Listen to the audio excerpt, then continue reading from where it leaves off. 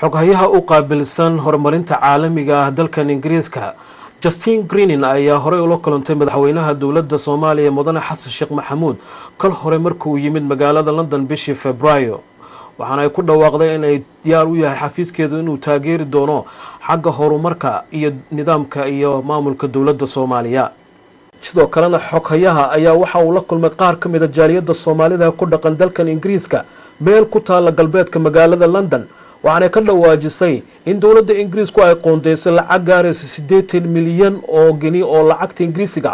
oo u dhiganta 120 milyan oo dollarka Mareykanka sanadkiiba in la geliyo Soomaaliya waxaana sheegtay dhaqaalahaas inuu ku bixi doono hay'adaha dawladda qaar ka mid ah iyo xagga bini'aadnimada mar ay ka hadlayso kulanka ay la yeelatay jaaliyadda Soomaalida ku dhaqan dalkan Ingiriiska ayay sheegtay muhiimadda ay leedahay in Soomaaliya laga caawiyo dib u dhiska inay mar kale cagaheeda ku soo istaagto waxaana ay tibaxday dhaqaalaha la siiyay inta uu leeyahay iyo waxyaabaha la doonayo lagu qabto. What are we doing? Well, we work probably on 4 areas really. One is around governance and state building, and that is something that I think is absolutely critical. The second is around helping to grow the economy, and I think so far we've already helped to create 45,000 jobs, and that is taking place right the way across Somalia, in Puntland, Somaliland and south and central Somalia. waxyaalaha aynu qaban doono waxa kamid ah 4 arrimood aynu ka shaqeyn doonaa mid waa dawladnimada iyo dawladda qaranka midda kalena waxa weeyaan kobcinta dhaqaalaha taasna waxaan hore u qabanay abuurista shaqooyin gaaraya 4,000 oo shaqooyin ah oo aynu ka qabanay wadanka oo dhan marka loo eego xagga dhinacyada gobolada Puntland, Somaliland iyo Soomaaliyaba midda kalena waxa weeyaan xagga caafimaadka taas oo aynu hubinayno muhiimadda koobaadna aynu siinayno haweenka iyo caruurta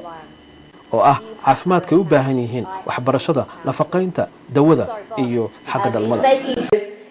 We've got I think a 250 million program over 4 years, and I think this year we're spending around 8 million and next year we're spending around 80 million that Somalia was working on with the World Bank was a route through to being able to clear some of the debt arrears that the country has built up over many years, and there were some really positive steps that were made by the World Bank in recognising Somalia really for the first time as a potential World Bank country that could be eligible. waxaynu haynaa lacag gaaraysa 250 milyan oo loo qoondeeyay barnaamijyada 4 sano ee soo socda Soomaaliya sanadkan waxay maalgelintu noqonaysaa 80 milyan sanadka dambe soo socdana waxay maalgelintu noqonaysaa 80 milyan Soomaaliya hadda waxa la shaqeynaya bangiga adduunka waxaana lagu howlan yahay sidii loo tirtiri lahaa deynta Soomaaliya lagu leeyahay waxaana jira tilaabooyin cadcad kuwaas oo keenay in bangiga adduunku uu aqoonsado dawladda Soomaaliya waana markii ugu horeysay ee bangiga adduunku uu ogolaaday in Soomaaliya la maalgeliyo waxayna taas muhiim u tahay xagga dhaqaalaha dalka Soomaaliya. kulankan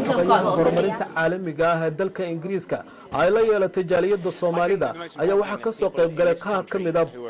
baarlamaanka dalka Ingiriiska oo ka tirsan xaafadda lagu qabtay kulanka sidoo kale marka ay xafladdu dhamaatay waxaan la kulmay qaar ka mid ah jaaliyadda Soomaalida ka soo qayb galay shirkan waxa ka mid ah Aamina Daa'uud Timayare oo iyadu ka tirsan kamid ah ururka SOS u shaqeeya Soomaalida. Aamina waa sidee aragtidaada maadaama aad halkan ka soo qayb gashay? waa fiicnay shirka aad iyo aad maartay waxaad moodaa in loo soo gurmanayo Soomaaliya oo la doonayo in maartay la caawiyo laakiin markasta sidaan iraado waxa weeyaan haday Soomaalidu iyagu is caawin waayaan cidna caawimi kari mayso. halkan waa hagaag wax sidii wax noogu sheegtay laakiin in dawladda Soomaalida loo hordhigo waxay iyagu u baahan yihiin oo dadkoodu u baahan yahay oo ummadda dhabta ah waxay u baahan tahay in la weydiiyo markaas wixii wax mira dhala ay noqon karaan waxaan u qaadanaynaa yani sida hadda wasiiradu u hadashay in iyagu dhankooda ay diyaar ka yihiin inaga dhankeenni sidii aynu qorshe lagu taabagelin lahaa albaabada noo furan waxaan u arkaa inay tahay fursad fiican oo dadka Soomaalida ay ka faa'iideysan karaan waana ku faraxsanahay sidoo kale waxaan halkan kula kulmay farxaan maxamed jimcaale oo ka socda laanta afka Soomaaliga BBC-da waxaana aan jeclahay in wax ka weydiiyo farxaan aragti ahaantiisa sida uu arkay hadalkii wasiirka iyo guud ahaanba xaaladda halkan maanta lagu soo bandhigay horta wasiirka markii hadalka ay dhameysana wareysi baan la yeeshay fariinta ay gudbinayso waxa ay sheegtay kolay inay ahayd in dadka Soomaalida halkan ay gacan siiyaan dadkoodii wadankii dadka ku dhibaataysan wadan gudihiisa ay gacan siiyaan isla markaana waxa ay ka hadashay wadankan ama wasaaraddeeda lacagta ay siinayso aragtay press statement ku qornay 80 milyan xogahayaha horumarinta caalamiga ah ee dalkan Britain u qaabilsan ayaa halkan kula kulmay jaaliyadda Soomaalida waxaana uu sheegay arrimo dhowr oo kala gedisan oo ku saabsan sidii ay dawladda Britain kaga go'an tahay inay taageeraan